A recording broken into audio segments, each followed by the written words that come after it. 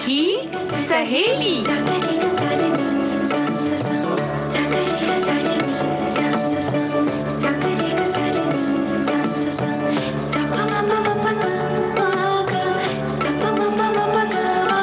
सखी सहेली।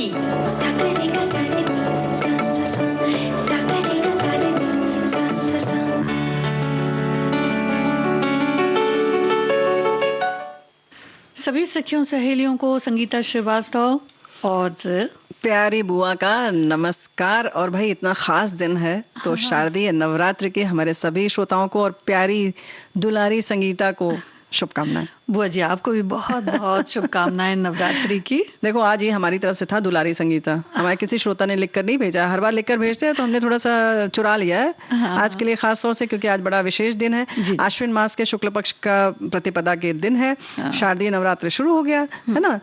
2 नवरात्र मनाया जाता है, ये तो सब जानते हैं। पहला चैत्र में, मतलब पहला क्या कहें, फिर तो गोल गोल है मामला, तो कौन सा पहला कौन सा दूसरा, यानी चैत्र नवरात्र और शारदीय नवरात्र।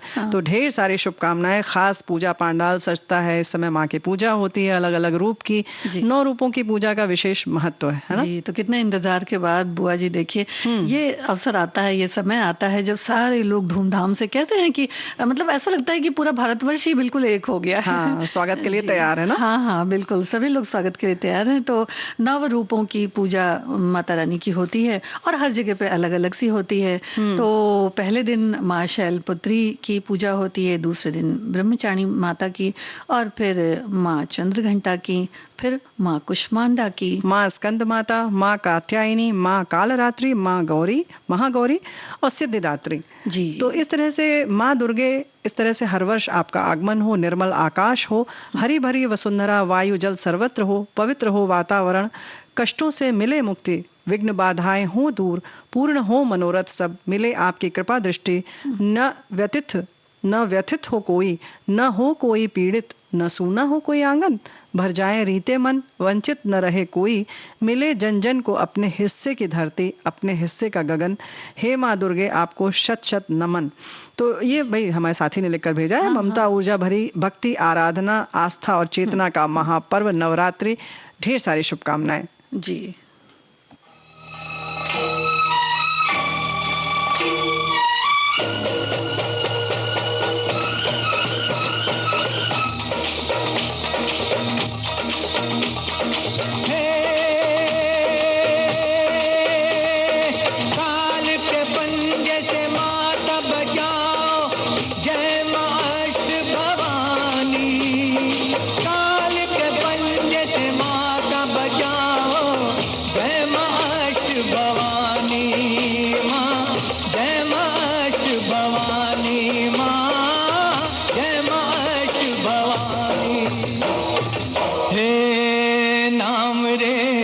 सबसे बड़ा तेरा नाम, शेरों वाली ऊंचे डेरों वाली, बिगड़े बना दे मेरे काम, नाम रे नाम रे, सबसे बड़ा तेरा नाम, हो शेरों वाली ऊंचे डेरों वाली, बिगड़े बना दे मेरे काम,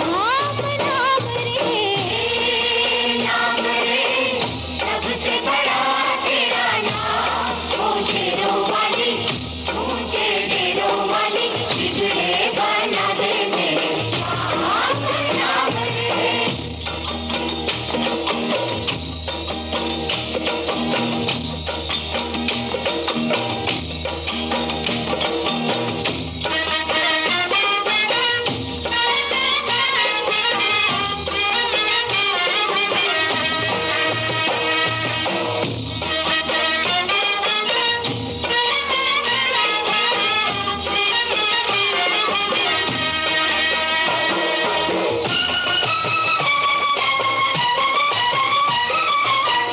ऐसा कठिन पल, ऐसी घड़ी है, विपदा आन पड़ी है। तू ही दिखाओ रास्ता, ये दुनिया रास्ता रोके खड़ी है। मेरा जीवन बना एक संग्राम, शेरों वाली ऊंचे डेरों वाली,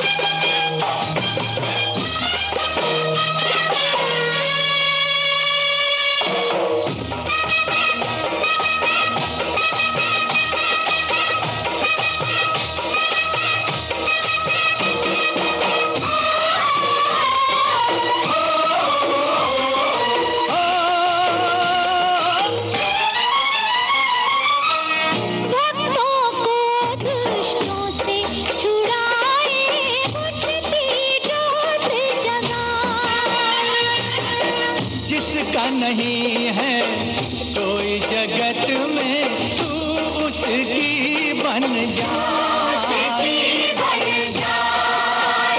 तीनों लोक करे तोहे प्रणाम, हो शेरों वाली ऊंचे डेरों वाली, बिगड़े बना दे मेरे काम।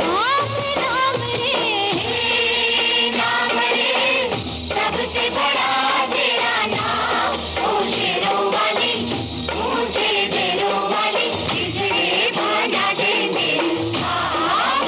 नाम रे।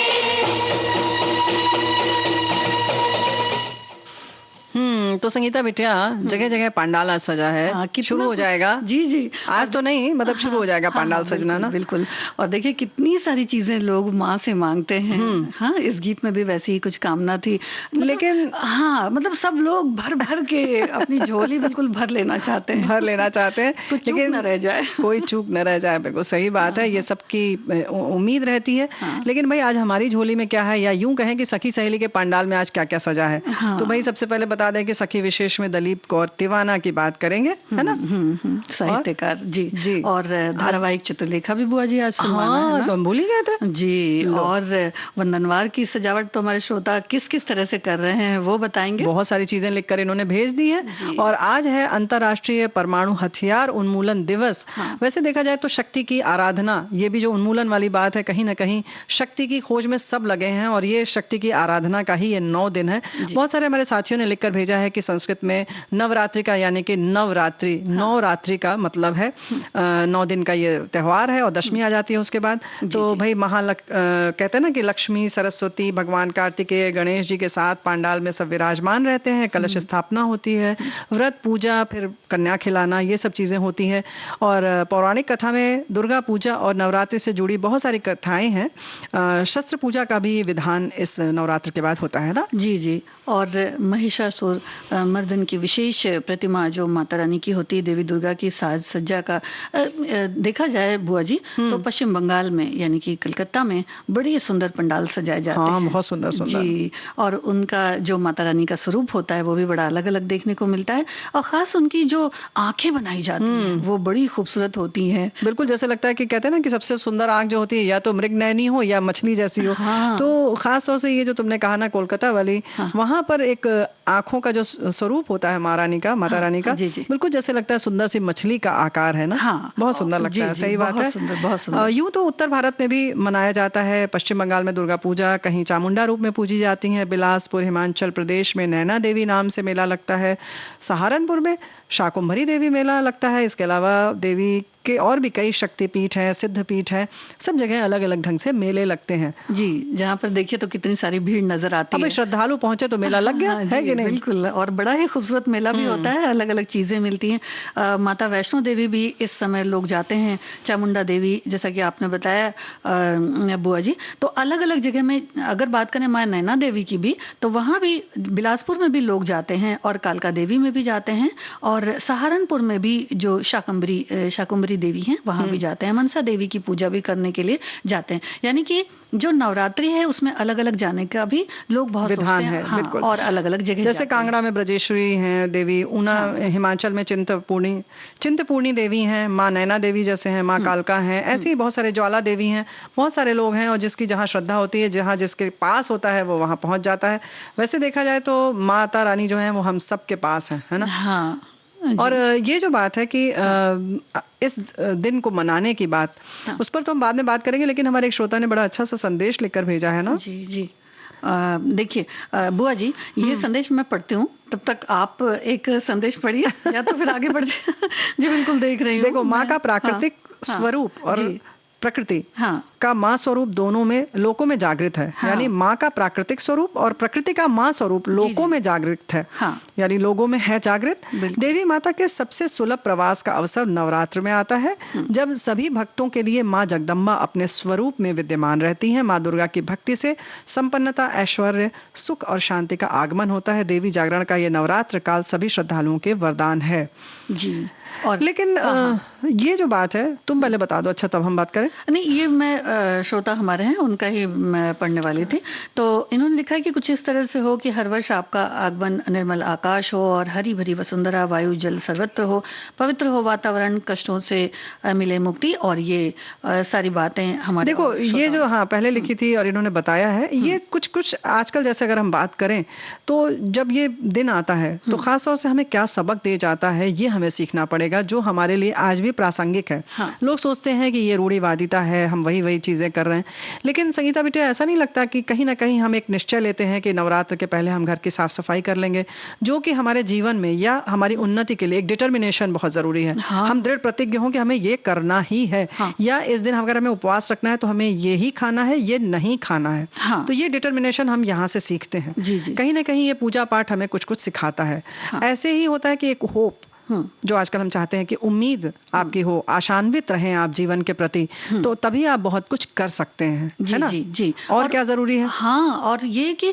पूरी ताकत से, पूरी श्रद्धा से जो माँ की आराधना है वो हम करते हैं। तो इसी तरह से कि जो कुछ भी हमें अपने जीवन के लिए सोचना है तो उसे भी हम पूरी श्रद्धा से, पूरे अनुशासन के हिसाब से, यानी कि अगर देखें तो अनुशासन भी होना चाहिए, सकारात्मकता जिसके लिए हम हमेशा कोशिश करते हैं, और पूजा पाठ भी इसी वजह से किया जाता बिल्कुल। है। तो ये देखो, अपने जीवन में भी उतारेंगे तो बड़ी अच्छी बात है। ये चीजें अपने आप आ भी जाती हैं, बिल्कुल सही बात है। हाँ। कहीं ना कहीं डिसिप्लिन की जब हम बात करते हैं कि उन्नति के लिए बहुत जरूरी है, तो जब हम ये करते हैं तो हम ये मान के चलते हैं, सभी लोग कहते हैं ना एक निश्चित समय पर, एक निश्चित स्थान पर आप पूजा करेंगे तो आपको वो एनर्जी मिलेगी। तो ये कहीं ना कहीं हमें धीरे धीरे हमारे जीवन में अनुशासन सिखा देता है। हमें समय से उठना है, स्नान ध्यान करना है, फिर बैठना है ना, और उतनी देर बैठना है हमको, तो हमें बैठने की आदत पड़ जाती है, एकाग्रचित होने की आदत पड़ जाती है, जो हमारे जीवन के लिए बहुत कारगर होती है ना। और माँ से सफलता भी मांगते हैं तो हाँ। उतना ही सफल हमें भी जीवन में होना चाहिए। इसको किस तरह से हम अपने जीवन में उतारेंगे, क्योंकि जो व्यक्ति पूजा आराधना करते हैं वो सोचते हैं कि भाई किसी चीज की कोई कमी न रह जाए, सब कुछ सफल हो जाए, सब कुछ अच्छा सफल हो जाए, और अपनी सफलता के साथ साथ दूसरे की सफलता की भी कामना करते हैं। कहीं ऐसा नहीं होता है कि हम कहीं एक दूसरे से ईर्ष्या द्वेष रखें। जी, लेकिन इसके लिए बड़ा त्याग की भी जरूरत होती है, ये भी हम सीखते हैं। जी। और एक चीज जो बहुत जरूरी है कि केंद्रित भी होना चाहिए। जैसा कि हम पूजा पाठ में केंद्रित होते हैं तो अपने भी काम के प्रति कितना फोकस होना केंद्रित होना चाहिए, कितना फोकस्ड होना चाहिए, ये भी हमें इन 9 दिनों में सीखने की जरूरत पड़ जाती है। और सीख जाते हैं कहीं ना कहीं। डिवोशन चाहिए, कहीं ना कहीं समर्पण चाहिए किसी भी कार्य को करने के लिए, पूरी तन्मयता के साथ। यानी वैसे भी कहते हैं जब आप पूजा पाठ कर रहे हैं तो कहीं और ध्यान मत ले जाइए। तो वो जो तल्लीनता हमारे में आती है वो कहीं ना कहीं हमारे अन्य कार्यों में भी हमें सहायक सिद्ध हो जाती है हमारे लिए ना। तो इसके लिए बहुत जरूरी है कि जो भी अवरोध हैं उनको किनारे करते हुए बिल्कुल जो एक तरह से कह सकते हैं ना कि स्थिरता के साथ काम को किया जाए और संलग्नता के साथ किया और जाए। एक निरंतरता भी बनी रहनी चाहिए। हाँ, कहते हैं ना कि 4 दिन टहले उसके बाद छोड़ दिया। जी, बिल्कुल। 4 दिन बहुत अच्छे से पढ़ाई की उसका छोड़ दिया। तो कंसिस्टेंसी भी जो है वो हमारे लिए, ये कहीं ना कहीं पूजा पाठ आराधना, कोई किसी की भी हम आराधना करें, ये कहीं ना कहीं आ ही जाती है। क्योंकि आपको भी समझ में आता है कि परिणाम तभी मिलता है जब आपकी वो निरंतरता बनी रहती है। जी। तो ये सारी चीजें हम बड़े अच्छे से सीखते हैं। तो ये जो दिव्यता आती है, कहीं ना कहीं हम दिव्य हो जाते हैं। और एक पवित्र सा वातावरण होता है, और पवित्रता हमें यही सिखाती है ना कि हम सबको लेकर आगे चलें, खुद भी खुश रहें और दूसरों को भी खुश ही देखें। जय जय रे जगदम्बे माता, जय जय रे जगदम्बे माता, द्वार तिहारे जो भी आता, द्वार तिहारे जो भी आता, बिन मांगे सब कुछ पा जाता।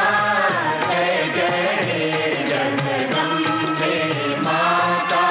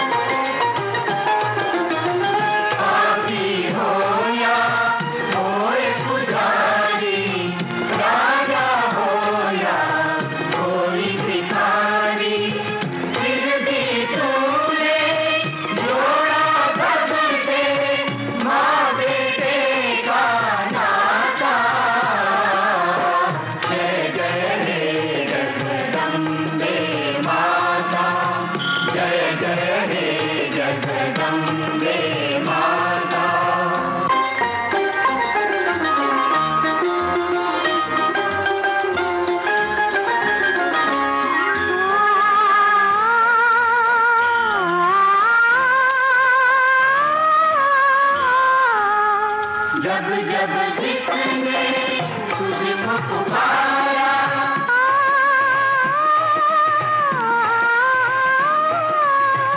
जब जब जिसने तुझको पुकारा, तुमने दिया है बढ़ के सहारा। जब जब जिसने तुझको पुकारा, तूने दिया है बढ़ के सहारा।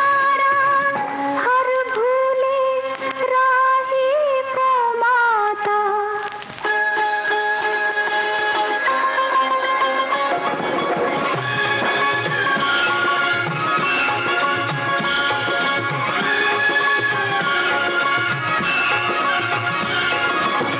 हर भूले राही को तेरा प्यार ही राह दिखाता। जय जय हे जगदम्बे माता, जय जय हे जगदम्बे माता। द्वार तिहारे जो भी आता, द्वार तिहारे जो भी आता, बिन मांगे सब कुछ पा जाता। जय जय हे जगदम्बे माता, जय जय हे जगदम्बे माता। बुआ जी, गुजरात की जो दुर्गा पूजा है, हाँ। नवरात्रि है, वो बड़ी गरबा प्रसिद्ध है। खेला जाता है, ये कहो ना। हाँ, यही तो हम बड़ा कह रहे हैं। खूबसूरत। जी जी, देखिए किस हमारे तरह से- साथी ने भी लिखकर भेजा उनकी- है। उनकी जो पोशाक होती है बुआ जी, वो बड़ी अच्छी सी होती है। जी हमारी साथी लिखकर भेज रही हैं कि नवरात्र में बाकी जगह तो रौनक रहती है, लेकिन जो रौनक गुजरात में रहती है वो और कहीं देखने को नहीं मिलती है। और इन्होंने ये भी लिखा है कि भाई बड़ोदरा का भी जो है दुर्गा पूजा, खासतौर से गरबा जो है वो खेला जाता है, वो बहुत प्रसिद्ध है और वो वाकई बहुत अच्छा होता है। कई कई घेरे होते हैं, मतलब एक छोटा घेरा बनता है, उससे बड़ा, उससे बड़ा, उससे बड़ा, और सब लोग एक साथ नृत्य करते हैं। हाँ। बहुत आनंद आता तो है। लेकिन आप नहीं कह सकते कि गुजरात में ही सिर्फ खेला जाता है। कई नहीं, जगह गुजरात पे में सिर्फ देखिए- नहीं खेला जाता है, लेकिन जो रौनक और जितने बड़े पंडाल वहां सजते हैं वो हाँ। और कहीं नहीं होते। हाँ, ये तो तो अब बात धीरे सच धीरे है। से बुआ जी देखिए, जो जो इतनी अलग तरीके से जो गुजरात में खेला जाता जी। है, वो कई जगहों पे आप देखने को मिलता है। बिल्कुल। तो अच्छी अच्छी रौनक अपने अपने जगह के हिसाब से रहती है। डांडिया गरबा तो सभी खेलते हैं, और दोनों हाथ में जो अलंकृत डांडिया होती है वो भी बड़ी खूबसूरत सी होती है, पहनावा भी अच्छा होता है, और एक घड़ा सा होता है जिसके अंदर दिया रखते हैं, और जी। फिर उसके बाद नृत्य जिसको करते गरबा हैं। कहते हैं वो लोग। जी जी, मैसूर का भी पैलेस होता है, बड़ा ही सुंदर होता है, जो बस दुर्गा पूजा से अब सज गया है और रोशनी में बिल्कुल नहाया हुआ लगता है। फव्वारे भी बड़े सुंदर यहाँ के लगते हैं। अच्छा बुआ जी, एक चीज और है कि हाँ। दक्षिण भारत में जो दुर्गा पूजा है, यानी कि जो नवरात्रि का पर्व है, वो बड़ा ही अलग तरीके से मनाया जाता है। यहाँ पर मिट्टी से जो देवी की प्रतिमा होती है, उनके साथ जो छोटी छोटी प्रतिमाएं होती हैं, हाँ। यानी कि बाकी जगहों में तो बड़ी प्रतिमा, वहाँ छोटी प्रतिमाएं भी जो हैं वो बिकती हैं, और ललिता सहस्रनामम का पाठ किया जाता है। वहाँ खीर वगैरह के भोग लगते हैं, जैसे कि और आम जगह लगते पे, हैं। हाँ, नए लगाए कपड़े जाते हैं। पहने जाते हैं। हाँ। फिर नई जो फसल आती है, हाँ। फसल कट के आती है, उसका प्रसाद लोग लेते हैं, क्योंकि भोग लगाया जाता है, प्रसाद मिलता है। तो इस तरह से नवरेह का त्योहार भी कश्मीर में मनाया जाता है। तो अलग अलग नाम से अलग अलग जगहों पर हमारा देश तो भाई बार बार हम कहते हैं ना, जी। बहुत समृद्ध है, बहुत समृद्ध हाँ, है। हाँ, है असम ना? और त्रिपुरा भी बड़ा सुंदर लगता है आजकल। जी। और देखिए, अंतर्राष्ट्रीय परमाणु हथियार उन्मूलन दिवस है आज बुआ जी। तो 26 सितंबर 2013 को आयोजित परमाणु निरस्त्रीकरण पर संयुक्त राष्ट्र महासभा की उच्च स्तरीय बैठक में ये निर्णय हुआ। दिसंबर 2013 में अंतर्राष्ट्रीय स्तर पर इस दिवस को मनाने की घोषणा की गई। इसका उद्देश्य जागरूकता बढ़ाना और इसमें अपनी अपनी भागीदारी देने और इस दिशा में प्रयास करने को महत्व देने को कहा गया। परमाणु हथियार से होने वाले विनाश के प्रति लोगों को आगाह करना और इसके परिणाम को बताना ही इसका लक्ष्य रहा। सही बात है, ये बताना बहुत ज़रूरी है कि कैसे दुष्परिणाम इसके देखने को मिलते हैं। इसीलिए हमारे एक साथी ने लिखकर भेजा है कि भाई पूरे विश्व से ये जो परमाणु है, इसके बारे में लोग विरोध का स्वर उठाएं और बिल्कुल समाप्त कर दिया जाए इस ऊर्जा को, तो अच्छा रहेगा। हाँ, ना कि इसका जो नकारात्मक पहलू है बस वही समाप्त होना चाहिए। सकारात्मक भी बहुत सारे हैं परमाणु का इस्तेमाल। वैसे जो बात हो रही है कि खासतौर से इसके उन्मूलन की बात, तो इन हथियारों से होने वाली हानि सामाजिक, आर्थिक और हर प्रकार से प्रकृति और आम जनजीवन को नष्ट करती रहती है। और करती ही है जब भी होता है। परमाणु हथियार की होड़ विश्व को और जीवन के लिए एक बहुत बड़ा खतरा है। परमाणु प्रतिरोध सिद्धांत सभी देशों राज्यों पर समान रूप से लागू होता है। परमाणु हथियारों पर प्रतिबंध से संबंधित वैश्विक संधि की पहल भी संयुक्त राष्ट्र द्वारा की जा चुकी है। आपसी संबंध, वैचारिक एकता, सद्भावना और विश्व को प्रगति के पथ पर लेकर चलना इसमें बहुत मददगार साबित हो सकते हैं। यानी कि अन्य प्रयास भी हमें करने चाहिए, जी, है ना, जो भाईचारे वाली बात है। हाँ बिल्कुल, और सभी लोग मिलकर अगर प्रयास करें तो क्या ही बात है। और सब कुछ संभव है। हाँ बिल्कुल, प्रेम से तो सब कुछ संभव है। अच्छा, तो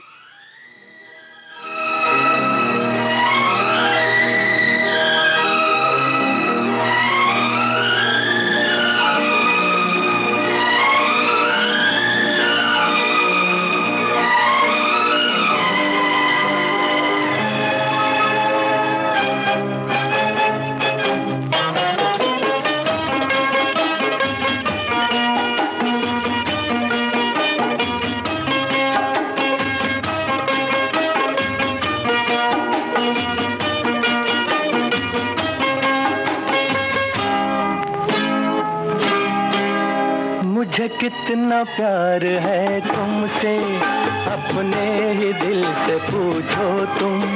जिसे दिल दिया है वो तुम हो, मेरी जिंदगी तुम्हारी है। मुझे कितना प्यार है तुमसे, अपने ही दिल से पूछो तुम। जिसे दिल दिया है वो तुम हो, मेरी जिंदगी तुम्हारी है।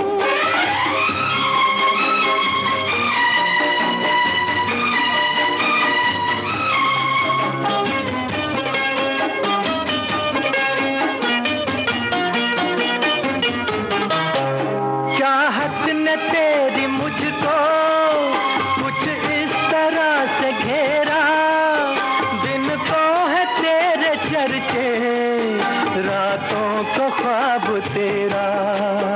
तुम हो जहाँ वहीं पर, रहता है दिल भी मेरा।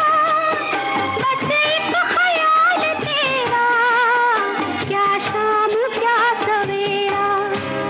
मुझे कितना प्यार है तुमसे, अपने ही दिल से पूछो तुम। जिसे दिल दिया है वो तुम हो, मेरी जिंदगी तुम्हारी है।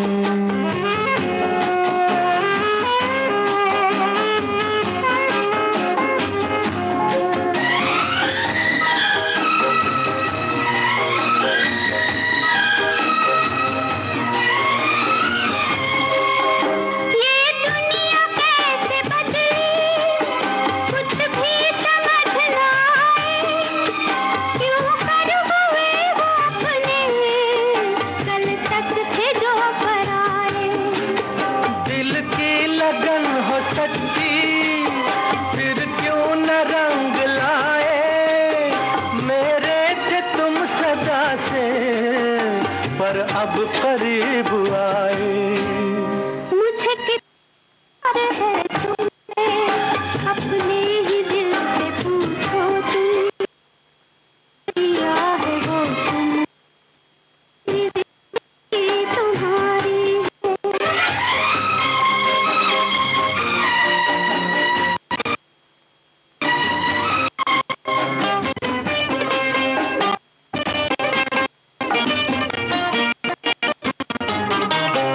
मेरी वफा को अब तो तुम आजमा न छोड़ो।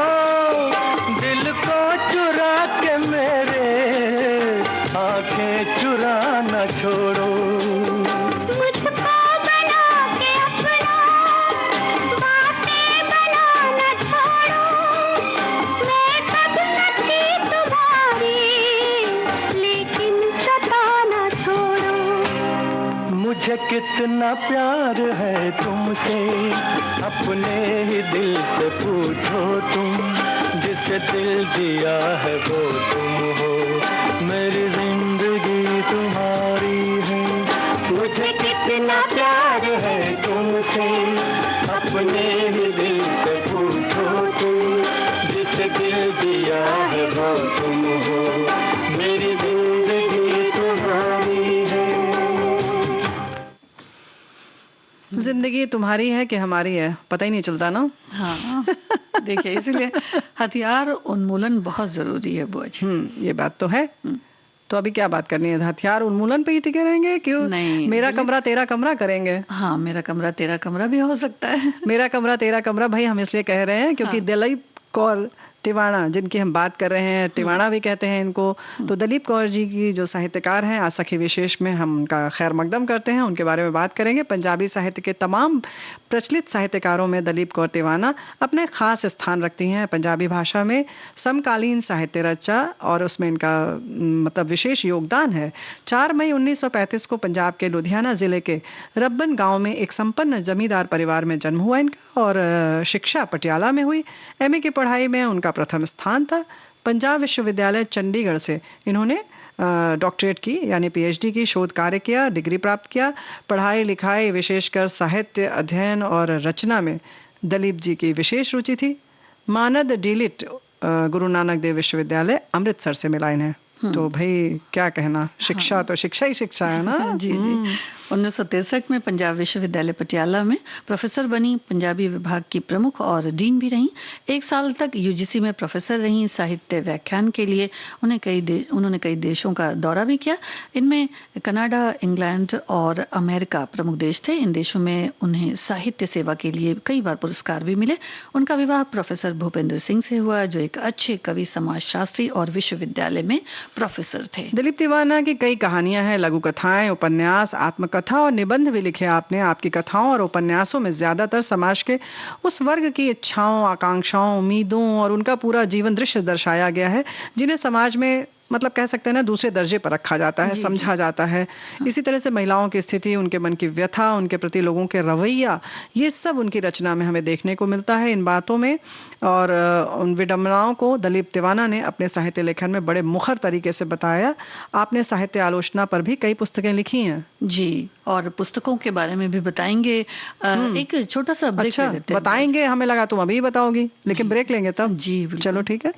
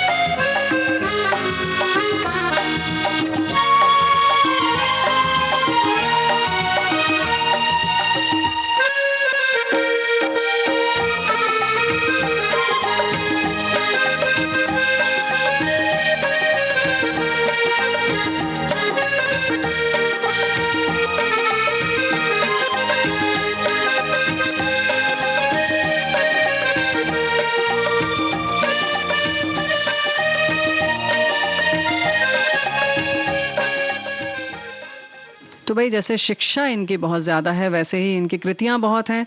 पुरस्कार इसीलिए मिले। और लघु कथा साधना इनकी पुस्तक है, उसमें पंजाब पुरस्कार, उपन्यास एहो हमारा जीवन 1971 में साहित्य अकादमी पुरस्कार इस पर मिला। और कथा कहो उर्वशी के लिए, ये उपन्यास है इनका, इसके लिए सरस्वती सम्मान मिला। और पद्मश्री में योगदान के लिए पद्मश्री इन्हें मिला। और पंजाबी साहित्य तिवाना जी को दिया गया। तो भाई देखो, इनकी कृतियां भी तो इतनी ज्यादा हैं, बहुत सारे उपन्यास इन्होंने लिखे हैं। उसमें अगर कुछ बात करें तो भी मतलब बहुत प्रमुख निकालने के बाद 12 हुई हैं, बताओ। हाँ। अग्नि प्रख्या, एहो हमारा जीवन, वाट हमारा, सब देश पर आया, पीले पट्टियां दी दास्तां, है ना, लंग गए दरिया, कथा को कनूज दी, ये सब हैं। फिर कहानियां हैं, मरियन सारियां कहानियां, साधना, तेरा कमरा मेरा कमरा, बाबनिया कहानियां, और फिर आत्मकथा, काले लिखना लेख, रब दे रतन वेदना। आत्मकथा में नांगे पैरादा सफारी, है ना, पूछे हो तो सुनो। हाँ, तुरध्यान और निबंध भी लिखे, तेरे मेरे सरोकार, जीन जोगे। तो ये सब चीजें जो हैं वो कह सकते हैं ना कि मतलब लगभग हर विधा इन्होंने करी और समृद्ध किया उसको। हाँ। तो थोड़ा सा पढ़ते हैं तेरे कमरे मेरे कमरे में से। जी। एक दिन काम करते करते मेरे हाथ से कलम गिर पड़ा, निब टेढ़ी हो गई। उस दिन मुझे ख्याल आया कि तेरे कमरे में से कोई कलम मंगवा लूं, लेकिन इस डर से कि कहीं तू ये ना कहला भेजे कि मेरे पास फालतू कलम नहीं, मैं ये हौसला न कर सकी। बहुत बार ऐसा ही होता है कि हम स्वयं से सवाल करते हैं, स्वयं ही उसका जवाब दे देते हैं। कभी कभी मैं सोचती हूँ कि अगर कहीं इन दोनों कमरों के बीच की दीवार टूट जाए, पर ऐसा होने पर तेरा कमरा साबुत नहीं रह जाएगा और मेरा भी। फिर तो ऐसा ही लगेगा मानो खुला सा बड़ा सा एक कमरा हो, पर ऐसा करना शायद ठीक ना हो। बनाने वाले ने कुछ सोच कर ही ये अलग अलग कमरे बनाए होंगे। कभी कभी मुझे यूं लगता है मानो मैं इस पक्की सीमेंट की दीवार के आर पार देख सकती हूँ। तभी तो मुझे पता चल जाता है आज तू काम नहीं कर रहा। कभी छत की ओर देखने लग जाता है और कभी हाथ की लकीरों को। कभी फाइलें खोलता है, कभी बंद कर देता है, कभी बूट उतार लेता है और कभी पहन लेता है। कभी कभी तू बहुत खुश हो रहा होता है, उस वक्त मेज पर पड़े पेपरवेट को घुमाने लग जाता है, धीरे धीरे सीटी बजाने लगता है, फिर दीवार पर हाथ लगाकर कुर्सी पर बैठा धरती पर से पैर उठा लेता है। उस वक्त मैं इधर हल्का सा भी खटका नहीं होने देती हूँ कि कहीं तू चौंक ना पड़े। तो भाई इस तरीके का कैसे ना कि बिल्कुल चित्र खींच दिया इन्होंने, है ना? हाँ, ऐसा ही लगता है। इनकी कहानियां बड़ी सुंदर हैं। बहुत सुंदर है और बहुत सटीक चित्रण है। लेकिन जब साहित्य की बात आ रही है तो चित्रलेखा कालजयी उपन्यास सुनते हैं इसका पठन।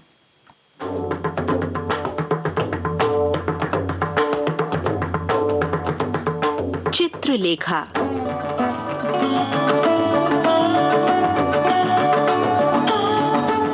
चिंतन मरुथल में भगवती चरण वर्मा के कथा लेखन की शीतल छाया। चित्रलेखा।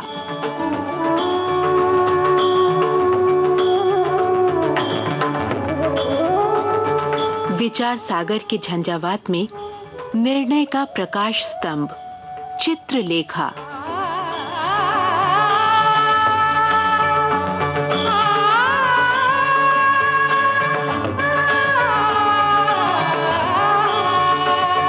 पिछली कड़ी में हम पढ़ रहे थे कि बीजगुप्त यशोधरा को अपने देशाटन की कहानी सुना रहा है। कोई 10 वर्ष पहले वो अपने गुरु रत्नांबर के साथ उत्तर की यात्रा पर गया था और तब उसके साथ एक अद्भुत घटना हुई थी। आइए आज के पठन में बीजगुप्त से सुने उसका यही संस्मरण। एक प्रातः हमने सामने दूर पर एक सोने का पहाड़ देखा। मैं पागल सा चिल्ला उठा, गुरुदेव गुरुदेव, सामने कुबेर का सुमेर पर्वत है। महाप्रभु मेरी मूर्खता पर हंसने लगे। वह हिमालय है।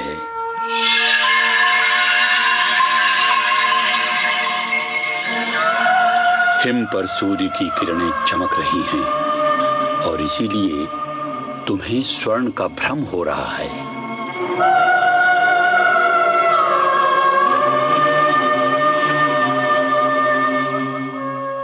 आगे बढ़कर हमें एक कुटी मिली। उस कुटी में उस समय केवल एक स्त्री बैठी हुई कुछ सोच रही थी। हम लोगों को देखकर उठ खड़ी हुई। अतिथियों का स्वागत है। महाप्रभु ने उस स्त्री को बड़े ध्यान से देखा। उन्होंने धीरे से मेरे कान में कहा, यह निरापद स्थान नहीं, यहां से लौट चलना चाहिए अब। स्त्री हंस पड़ी।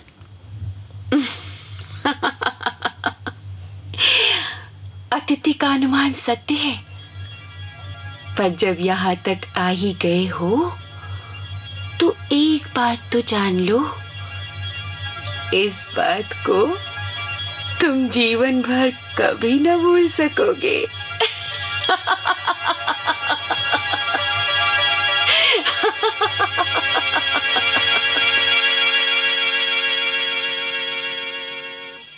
थोड़ी दूर चलकर हमने हिम की एक शिला पर एक योगी को बैठे हुए देखा। उसकी जटा उसके पैरों तक आ गई थी। नाखून सिंह के पंजों की भांति थे। वो एक टक जिस ओर से हम लोग आ रहे थे उसी ओर देख रहा था। हम लोगों ने जाकर उसे अभिवादन किया। उसने आशीर्वाद देकर हमें अपने पास बिठाया। आज न जाने कितने समय बाद मैंने किसी पुरुष को देखा है। देव, आप दुखी हैं? हाँ, दुखी हूं और सुखी भी हूं। इतना कहकर उसने पीछे की ओर संकेत किया। हम लोगों ने उठकर पीछे देखा और भय से कांप उठे। पीछे रक्त का एक कुंड था जिसमें सीढ़ियां लगी हुई थी। उस कुंड से दुर्गंध आ रही थी। महाप्रभु ने योगी से पूछा, देव, आप ये स्थान त्याग क्यों नहीं देते? त्यागना चाहता हूं पर त्याग नहीं सकता। न जाने कितनी बार इस स्थान को छोड़ने की बात सोचता हूं, पर सब व्यर्थ है। यह स्थान नहीं छूट सकता।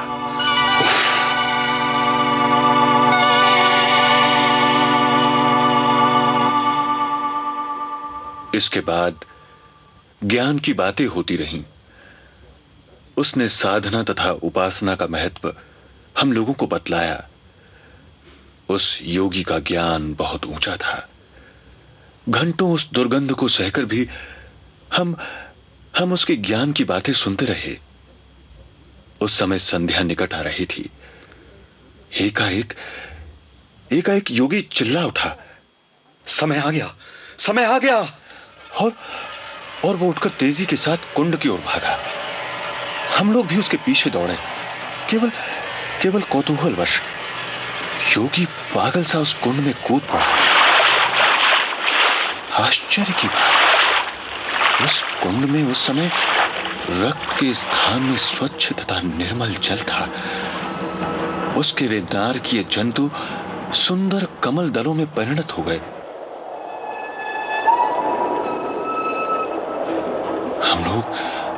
हम लोग अवाक रह गए। साथ ही हमने देखा कि उस कुंड में योगी के साथ एक स्त्री भी थी, और वो स्त्री वही थी जिसको हमने कुटी में देखा था। वे दोनों केली कर रहे थे। स्त्री हंस रही थी। उसने पुकार कर हम लोगों से कहा, अरे मूर्खों, खड़े खड़े क्या देख रहे हो? आओ, यहाँ स्नान करो, जीवन का सुख भोगो। आओ आओ।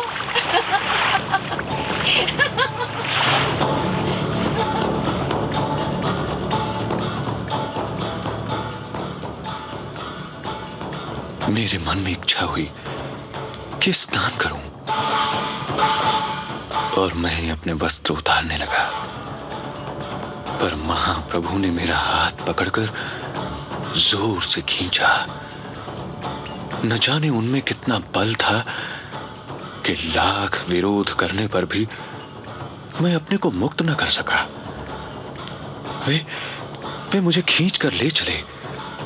उस समय वे चल रहे थे, दौड़ रहे थे।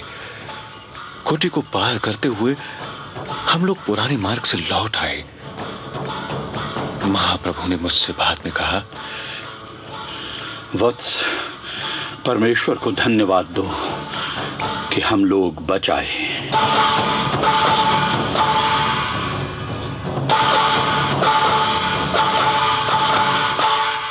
उस दिन से कई वर्ष तक मेरे सामने उस स्त्री का चित्र नाचता रहा। इसका रहस्य भी क्या कभी महाप्रभु ने आपको बतलाया? नहीं, महाप्रभु ने केवल इतना ही कहा कि संसार में कई ऐसी बातें हैं जो समझ में नहीं आ सकती। उनमें एक वो भी थी। इसके बाद सब लोग भोजन गृह में गए। आज यशोधरा के एक ओर बीजगुप्त और दूसरी ओर श्वेतांक था। भोजन करते हुए यशोधरा ने बीजगुप्त से कहा, आर्य, आपकी कहानी अपूर्व है। उसको सुनकर मेरे हृदय में न जाने कैसी हलचल मच गई। मैं भी चाहती हूँ कि मैं ऐसी आश्चर्यजनक चीज देख पाती। देवी, मनुष्य अनुभव प्राप्त नहीं करता, परिस्थितियां मनुष्य को अनुभव प्राप्त कराती हैं। देवी, अनुभव प्राप्त करने के लिए अभी समस्त जीवन पड़ा है। संभवतः, पर किसी के भी इस छोटे से जीवन का प्रत्येक क्षण कितना मूल्यवान है। इस जीवन के इन क्षणों का व्यर्थ जाना क्या बुरा नहीं है? हमारे प्रत्येक कार्य में अदृश्य का हाथ है, उसकी इच्छा ही सब कुछ है। और संसार में इस समय दो मत हैं, एक जीवन को हलचलमय करता है, दूसरा जीवन को शांति का केंद्र बनाना चाहता है। दोनों ओर के तर्क यथेष्ट सुंदर हैं। यह निर्णय करना कि कौन सत्य है बड़ा कठिन कार्य है। श्वेतांक ये देख रहा था कि वो यशोधरा पर अपने व्यक्तित्व का इतना सुंदर प्रभाव नहीं डाल सकता था जितना बीजगुप्त। उसने एक बार फिर साहस किया। देवी यशोधरा, मनुष्य को सुखी और संतुष्ट जीवन की आवश्यकता होते हुए भी उसमें हलचल का पुट होना ही चाहिए। प्रेम मनुष्य का निर्धारित लक्ष्य है।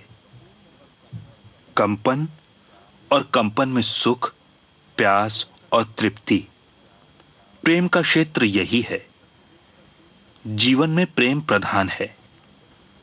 जीवन में आवश्यक है एक दूसरे की आत्मा को अच्छी तरह से जान लेना, एक दूसरे से प्रगाढ़ सहानुभूति और एक दूसरे के अस्तित्व को एक कर देना ही प्रेम है।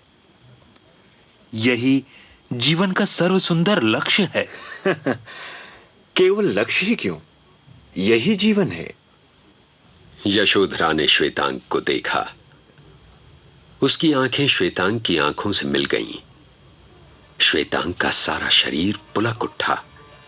कितनी देर तक यशोधरा श्वेतांक को देखती रही यह नहीं कहा जा सकता, पर श्वेतांक के लिए वे थोड़े से क्षण कितने मादक थे। यशोधरा की दृष्टि एकाएक श्वेतांक पर से हट गई। उसका मुख पीला न पड़कर लाल हो गया। श्वेतांक ने घबराकर आंखें नीची कर लीं।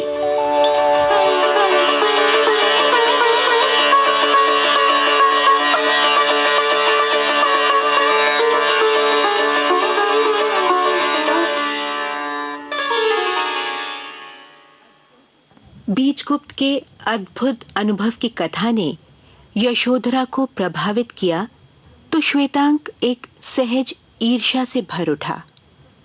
अपना प्रभाव स्थापित करने के लिए वो प्रेम की चर्चा किए बिना नहीं रह सका। बीजगुप्त ने सुना, देखा, समझा, फिर कहा, यही जीवन है। और जीवन के इसी ताने बाने में उधर चित्रलेखा कहाँ उलझ गई थी, ये हम पढ़ेंगे अगली कड़ी में।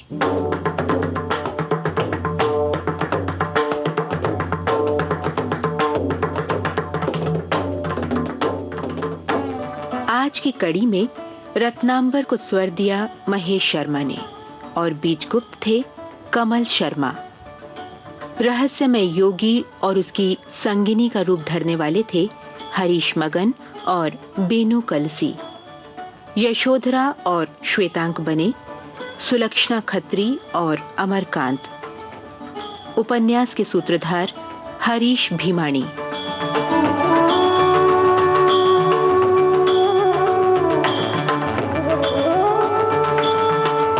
इस रेडियो पठन के निर्माण में सहायक हैं राजेश मलिक। इस कार्यक्रम की परिकल्पना को साकार करने वाले लोकेंद्र शर्मा और विजय लक्ष्मी छाबड़ा।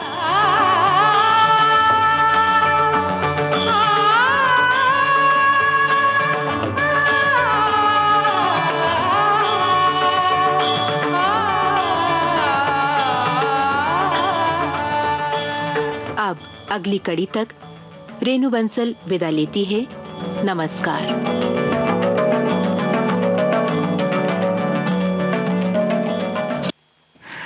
बहुत सुंदर प्रस्तुति। और संगीता बिटिया, ऐसा है ना कि आजकल ऐसा नहीं लगता कि सब कुछ हो जाता है उसके बाद लोग कहते हैं फील नहीं आ रही है। हैं? तुम भी यही कहती हो? हाँ, कहते तो ऐसा है दुलारी संगीता, यही तो हम कह रहे हैं कि उसके लिए देखो भाई, यही सब के लिए तो बने हैं ना, बंधनवार लगता है, तोरण सजाया जाता है। हाँ। और कहीं ना कहीं एक पहले से ही दूर से उसकी फीलिंग आने लगती है ना। हाँ। आहा हा हा, बहुत अच्छा है, बड़े मन से स्वागत किया जा रहा है। हाँ। चाहे वो भगवान का हो, जिसकी आराधना कर रहे हो उसका हो, या मेहमान भी हमारे लिए आराध्य हैं जी, उनके लिए हो। जी जी बिल्कुल। और हमारे कार्यक्रम का तोरण क्या है? गीत। जाने क्यों, न जाने क्यों हमारे दिल को तुमने दिल नहीं समझा, न जाने क्यों ये शीशा तोड़ डाला, ये शीशा तोड़ डाला, प्यार के काबिल नहीं समझा, न जाने क्यों।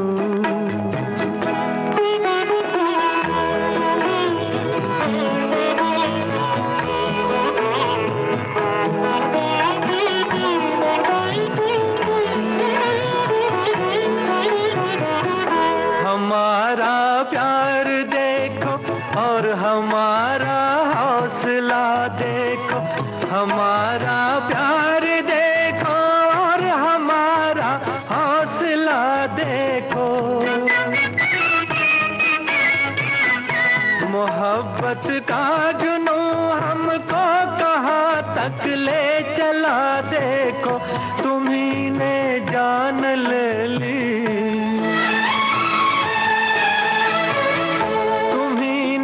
जान ले ली और तुम्हें कातिल नहीं समझा, न जाने क्यों, न जाने क्यों हमारे दिल को तुमने दिल नहीं समझा, न जाने क्यों।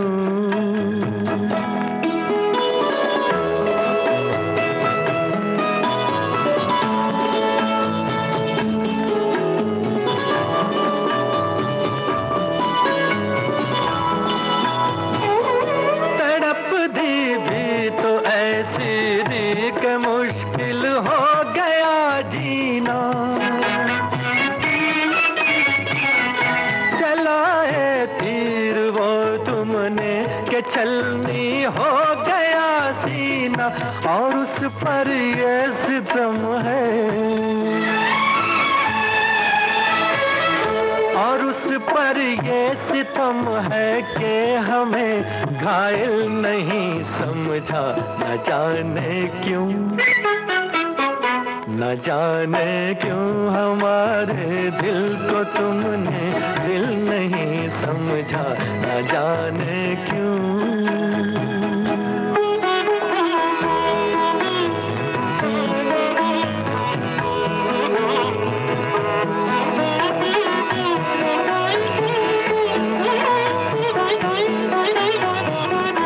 मोहब्बत का ये जादू एक दिन सर चढ़ के बोलेगा, मोहब्बत का ये जादू एक दिन सर चढ़ के बोलेगा,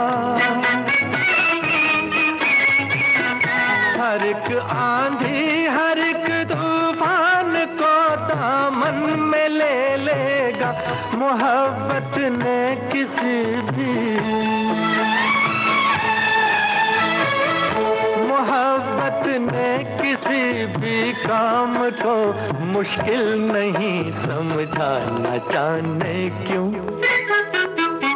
न जाने क्यों हमारे दिल को तुमने दिल नहीं समझा, न जाने क्यों ये शीशा तोड़ डाला,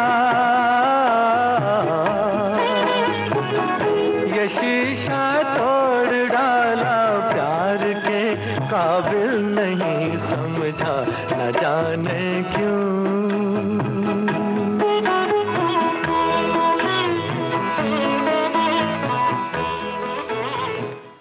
न जाने क्यों। इस तरीके के गाने जब आते हैं हाँ। तो बहुत सारी चीजें ऐसी लगती हैं कि ये क्यों होता है, वो क्यों होता है, न जाने क्यों। न जाने क्यों। लेकिन न जाने क्यों जब बंधनवार सजता है, तोरण लगता है, तब अपने आप पता चल जाता है, सब सवाल जितने रहते हैं वो सब वहीं रुक जाते हैं, खत्म हो जाते हैं ना। मन सोचने लगता है और जितनी बातें चलती है वो मन ही मन में चलती रहती हैं। बस इतना खूबसूरत समा होता है। एक बुआ जी हमारे श्रोता लिख रहे हैं कि घर की सुंदरता बढ़ाने के साथ ही आगंतुकों का स्वागत करने के लिए घर के प्रवेश द्वार को आकर्षक वंदनवार से सजाया जाता है। पारंपरिक तोरण की बात करें तो इसे आम के पत्ते, अशोक के पत्ते और गेंदे के फूल को मिलाकर तैयार किया जाता है। इसकी वजह यह है कि ऐसी मान्यता है कि आम के पत्तों में एंटीबैक्टीरियल और एंटीसेप्टिक प्रॉपर्टीज होती हैं, जिसके घर में जिससे खुशियां आती हैं और बीमारियां, दुख, तकलीफ दूर रहते हैं। तो वहीं पीला और नारंगी रंग कई शुरुआत और त्योहार का शुभ प्रतीक माना जाता है। तो इससे पता चलता है ना बुआ जी, देखिए जो आम की पत्तियां लगाई जाती है, अशोक की पत्तियां, गेंदे का फूल, तो प्रकृति हमारे लिए कितनी जरूरी है। कहीं ना कहीं ये संदेश है त्योहारों के माध्यम से। यही तो हम कह रहे हैं। और भाई देखो, ये तो ऐसे ही थोड़ी हम लोग क्या प्राचीन काल से इसकी परंपरा चली आ रही है, हमारी तो संस्कृति का हिस्सा है तोरण ना। अब जैसे कि ये तो हमने कहा कि तुमने कहा कि पत्तों से, हम फूलों से सजाते हैं, अलग अलग फूलों से, और भी जैसे गेंदे के फूल इसलिए रहते हैं कि भाई जल्दी मुरझाते नहीं है, ज्यादा दिन तक लगे रहते हैं, और बाकी जो उनके गुण हैं वो तो है ही। उसके संग संग देखो जहां मंदिर वगैरह बने हैं वहां वास्तुशिल्प में भी तोरण बना दिया जाता है ना। मंदिर में देखो भवन जो होते हैं, स्तूप में है तो लड़ी के रूप में फूल, पत्तियां, घंटे, आम की पत्तियां, ये सब बना दिया जाता है ना, उकेर देते हैं उसी में। पहले के मंदिरों में बहुत ज्यादा दिखाई देते हैं, जो प्राचीन मंदिर थे। जी, इसमें सांची के स्तूप में भी देखा जा सकता है। और तोरण जो भुवनेश्वर में एक मुक्तेश्वर मंदिर वगैरह वहां भी देखा जा सकता है। और दिलवाड़ा में जो माउंट आबू बहुत सुंदर में है दिलवाड़ा मंदिर, वहां भी देखा जा सकता है। बहुत सुंदर। जी जी। तो वैसे ये परंपरा तो हमारे यहाँ है ही, और हमारे घर के उसमें भी जो है सब कुछ दिखाई देता है। और नगर के बड़े भवन हो, दुर्ग हो, नगर का बाह्य द्वार हो, मंडप आकार में पताका हो, अनेक रूप में सजाया जाता है। और हमारे बहुत सारे साथियों ने और भी लिखकर भेजा है कि पहले हमारे घरों के दरवाजों को अशोक की पत्तियां, आम के पत्ते, फूल, इन सब पे तोरण बनाए जाते थे। नीम की छोटी छोटी टहनियां दरवाजे पर रखी जाती थी, लटकाई जाती थी, क्योंकि नीम के पेड़ में देवी माँ का वास है, माँ उस पर झूला झूलती हैं। बड़े बुजुर्ग ऐसा भी कहते हैं कि इस समय नकारात्मक शक्तियां ज्यादा सक्रिय हो जाती हैं, इसलिए दरवाजे पर आम, अशोक, फूल, नीम की पत्तियों का तोरण लगाया जाता है कि घर में सकारात्मक ऊर्जा ही प्रवेश करे। अब ये नकारात्मक या खराब शक्तियां क्या हैं? ये वही सब है, ये जो क्या जिनकी वजह से बुखार उखार चढ़ जाता है, क्या कहते हो तुम लोग उसको, बताओ? वायरस हो जाता है ना, वायरल, अब ये कहते हैं भाई वायरल है फीवर। तो क्या है, ये सब नकारात्मक शक्तियां हैं जो हमारे शरीर को नष्ट करती हैं। और नीम सब लोग जानता ही है कि कैसे वायु को शुद्ध करता है, पूरे वातावरण को शुद्ध करता है। तो एक पूजा के रूप में, माँ के वास के रूप का मतलब क्या है कि हमारी शक्ति का द्योतक है और हमारे में शक्ति लाता है और हमें रोग प्रतिरोधक क्षमता हमारे में बढ़ाता है। जी जी, है ना। और जौ की बालियां भी लगाई जाती हैं कहीं कहीं बुआ जी, जिससे जो फसल होती है उनके प्रति भी, मतलब उस समय क्या फसल आई है, कैसी आई है, तो इसे भी चढ़ाया जाता है। और खासी जो वंदनवार होते हैं उसमें किस तरह से इसको जौ को भी सजाया जाता है। ये देखो जहाँ जिस जगह पे जिस चीज की फसल होती है ज्यादा, वहाँ वही उसी चीजों से उसको सजाया जाता है। और सांची के स्तूप की तुमने जैसे बात की, दिलवाड़ा मंदिर की बात की, दिलवाड़ा मंदिर में वैसे देखा जाए तो बहुत सुंदर नक्काशी है संगीता बिटिया ना। जी जी। और पारंपरिक तोरण की बात करें तो इसे आम के पत्ते, अशोक के पत्ते, गेंदे के फूल से तैयार किया जाता है। मान्यता यही है, जैसे बता रही हो कि सब कुछ है, तो हम सब तो यही चाहते हैं ना कि हम सब स्वस्थ रहें, खुश रहें और कहीं से भी बीमारी ना आए। चाहे हम उस समय की बात करें चैत्र नवरात्र की, उस समय भी नीम की पत्तियों का सेवन किया जाता है। उस समय देखो सब तरह की संक्रमण होते हैं, संक्रामक बीमारियां होती हैं, और इस समय भी जब मौसम बदलता है तो जाहिर है कि हम कहीं इस बीमारी की चपेट में ना आ जाए। अब ये नकारात्मक ऊर्जा जो है या नकारात्मक चीज क्या है, यही तो है ना। जी जी, जो संक्रमण, संक्रमण है। और इसी वजह से बुआ जी मुझे ये लगता है कि जो धूप जलाए जाते हैं, जो धुआं किया जाता है, जो माँ की आरती की जाती है, वो पूरी तरह से इसी संक्रमण को भी ध्यान में रखकर किया जाता है। क्योंकि बारिश आती है, बारिश के मौसम के बाद तो कितने सारे मच्छर वगैरह पनपने लगते हैं, तो धुआं या धूना जिसको कहते हैं, वो अलग अलग तरह से दीप जो भी लगता है। और वो खासतौर से जो इस समय माँ की आरती के लिए जो छठ के बाद या पंचमी के बाद जब पंडाल में जब सजते हैं तो उसमें भी इसी तरह से करते हैं। एक बात और है कि केवल इसी की बात क्यों करें, जब संक्रमण की बात आती है या हम देखो साफ सफाई भी जो होती है वो इसीलिए तो होती है ना कि हम अपना घर शुद्ध करते हैं। अब कीड़े मकोड़े की बात कर रही हो लो, इसके बाद पुताई इसीलिए तो होती है, है ना? क्योंकि बारिश के बाद जब बहुत सारे घर में जाले आदि लगने लगते हैं और एक बार जब पुताई हो जाती है, दीपावली की सफाई, तो इसीलिए तो होती है ना जी। तो बहुत ही खूबसूरत लगता है और इसका उद्देश्य भी यही है कि देखिए मन हर तरह से प्रसन्न रहे, शांत चित्त रहे, समृद्धि रहे और सभी तरह की खुशहालियों का जो है आगमन हो घर में। और इसी कामना के साथ जो पूजा की जाती है माँ की, वो और साथ ही साथ जो तोरण वगैरह बनाए जाते हैं उसमें भी भगवान का किस तरह से घर में आगमन होगा, तो वो भी एक तरह से कह सकती है भाई स्वागत द्वार है, वो स्वागत द्वार है। तो मन को खुश रखे और जो खास तौर से जो नकारात्मक प्रवृत्तियां हैं उनको हम बाय बाय कहते हैं तो ज्यादा अच्छा है ना। जैसे कि हमारा क्रोध करना हो या हम कहीं कहीं दुखी होना है या अवसादग्रस्त हो जाते हैं, जो हमारी जो भी कमजोरियां हैं जो आपको लगता है उनको कहीं ना कहीं इन 9 दिनों में दूर करने की कोशिश करें, है ना? जी। और अब समय से काम करें। हाँ, और बुआ जी समय अब पूरा हो रहा है, तो नवरात्रि की एक बार फिर बहुत सारी शुभकामनाओं के साथ सखी सहेली कार्यक्रम से लेते हैं इजाजत। सभी को संगीता श्रीवास्तव और प्यारी बुआ का नमस्कार।